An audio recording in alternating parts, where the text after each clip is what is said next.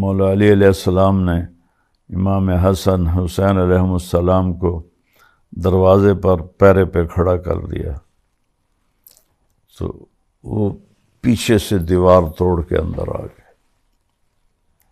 تو اس رات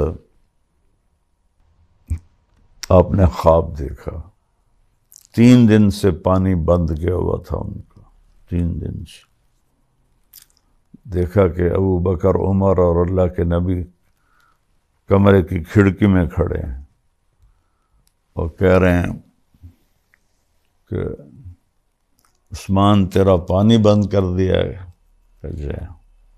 کہا ہاتھ آگے کرو، انہوں نے ایسے ہاتھ کی تو آپ نے ڈول سے پانی ڈالا تو آپ نے پینا شروع کیا۔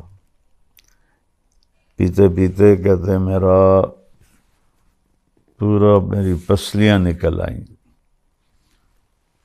پھر آپ نے فرمایا عثمان کیا چاہتے ہو، تو تمہاری مدد بھیج دوں یا آج روزہ میرے پاس افطار کرو گے؟ انہوں نے کہا یہ نہیں، مجھے مدد نہیں چاہیے، میں روزہ آپ کے پاس افطار کرنا چاہتا ہوں۔ ٹھیک۔